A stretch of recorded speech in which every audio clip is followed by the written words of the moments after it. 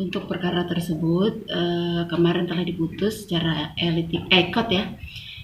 Yang amar putusannya adalah pertama dalam eksepsi itu artinya tangkisan ya, menolak eksepsi dari tergugat. Dalam pokok perkara mengabulkan gugatan penggugat, menjatuhkan talak 1 bain sugro dari tergugat terhadap penggugat.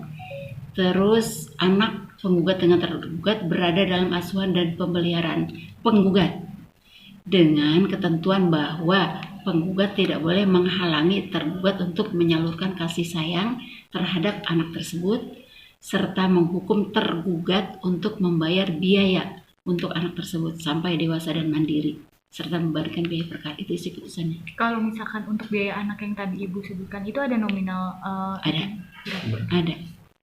Ada nominalnya sejumlah 10 juta rupiah per bulan. Gitu. Itu berarti udah dipersetujuan kedua belah pihak? Itu putusan majelis hakim. Kan dari gugatan sekian, jawaban, replik, duplik, pembuktian, hasil putusan musyawarah majelis hakim itu ada segitu. Itu yang tadi saya sebutkan. Ada berapa item? Tapi ada banding nggak Bu dari? Nah ini kan baru diputus kemarin. Masa bandingnya mulai hari ini sampai 14 hari ke depan. Kita tunggu itu. Kalau selama 14 hari ke depan itu digunakan oleh salah satu pihak atau kedua belah pihak, pokoknya oleh para pihak untuk upaya hukum, silakan. Kalau tidak digunakan ya juga silakan juga. Artinya ketika pihak tergugat tidak memenuhi nafkah tersebut, seperti apa Bu konsekuensinya Bu? Yang jelas itu dihukum dulu itu ya. Kalau untuk konsekuensi, misalnya anak yang mestinya dipenuhi nafkah atau biaya hidup untuk anak tersebut, bila tidak dipenuhi maka para pihak yang dirugikan tentunya mengajukan upaya hukum ke Pengadilan Agama Jakarta Selatan dengan upaya eksekusi namanya, minta untuk dilaksanakan putusan tersebut. Bu, ini kan udah putusan nih Bu untuk pihak penggugat, kebetulan kan dari pihak perempuan nih Bu.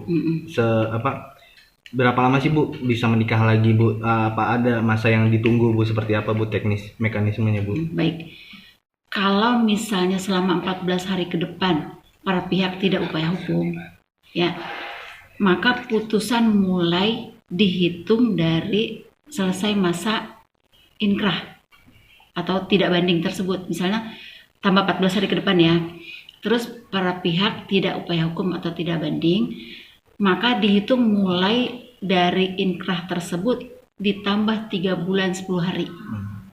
Kalau sudah lampau itu pihak penggugat dapat ya atau boleh nikah lagi dengan orang lain. Itu kalau tidak upaya hukum. Lain halnya kalau upaya hukum. Kalau upaya hukum misalnya para pihak itu mengajukan upaya hukum berupa banding, maka tunggu dulu putusan banding tersebut. Ya, kalau putusan banding sudah turun nih, terus ditambah 14 hari sejak diketahui oleh pihak itu, sudah dibacakan dan diketahui oleh para pihak, tambah 14 hari dan mulai saat itulah dihitung sampai 3 bulan dari masa inkrah tersebut. Ibu, ini kan yang mengajukan gugatan dari pihak perempuan, apa ada nafkah ian yang diajukan dari pihak perempuan juga selain anak? Untuk kasus yang ini ya, karena penggugat itu hanya mengajukan gugatan cerai, pemeliharaan anak dan biaya pemeliharaan anak, maka itu yang dikabulin. Selain itu tidak ada tuntutan. Jadi udah inkrah dan hak asuh anak di pihak atau di nama penggugat Ibu ya? Ingat tadi statement saya. Iya. Ini putusan baru dibacakan ya, baru dibacakan dari kemarin. Iya. Sekarang hari ini ditambah 14 hari mulai hari ini sampai 14 hari ke depan itu tenggang waktu untuk upaya hukum ya, banding dalam hal ini. Nah, belum dikatakan inkrah karena masih upaya hukum, istilahnya masih jalan nih di perkara, masih hidup, ya. Jadi belum berkekuatan hukum belum. Dengan alasan? Itu tadi kan masih masa banding, masih masa upaya hukum, Ya, ini perkara masih hidup, masih jalan. Tunggu masa upaya hukum tersebut habis. Kalau sudah habis masa upaya hukum, para pihak tidak mengajukan upaya hukum, nggak banding itu tadi ya. Maka mulai saat 14 hari ke depan itulah dihitung masa inkrahnya. Titik. Tetapi kalau banding atau upaya hukum di masa 14 hari tersebut, tunggu dulu, lihat dulu nanti apa putusan. Kan dia ngajuin memori banding tuh. Para pihak tuh, baik pihak penggugat atau pihak tergugat, apalah yang dibandingnya gitulah. Misal kita tunggu dulu memori banding naik ke atas ke Pengadilan Tinggi Agama, kontra memori banding dari yang lawannya tersebut. Nanti Pengadilan Tinggi Agama Jakarta memutus, nanti apa hasilnya kita tunggu.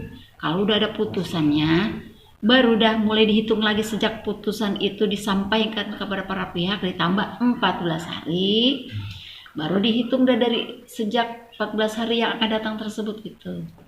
Ya, ingat.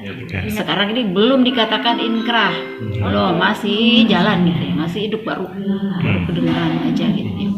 Baru ketahuan. Menegaskan Bu, ini kan pasangan ini kan menghasilkan satu anak perempuan nih Bu. Apakah dikaruniai anak? Dikaruniai, iya, Bu. Apakah pihak tergugat itu wajib membayar nafkah sampai dia menikah karena anak perempuan, atau akil balik aja Bu? Perbedaannya apa Bu? Dengerin. Tadi saya sudah sebutkan bahwa tergugat diwajibkan atau dihukum untuk membiayai atau menafkahi anaknya tersebut sampai anak tersebut dewasa atau mandiri. Ya, dewasa atau mandiri. Kan ada dewasa tapi nggak mandiri. Ada mandiri, biasanya udah dewasa kan. Dengan ketentuan penggugat nggak boleh menghalangi tergugat untuk menyalurkan kasih sayang. Dia mau ketemu, dia mau sayang sama anak itu kan, curahan hatinya, belahan jiwanya kan, nggak boleh penggugat itu menghalanginya gitu. Ya, ada batas, ada ketentuannya sampai anak tersebut dewasa atau mandiri. Ibu boleh terakhir, berarti penegasan putusannya itu kemarin ya Bu, bukan hari ini ya? Putusan kemarin dibacakan, mulai udah bisa terbaca hari ini. Oke, Mas.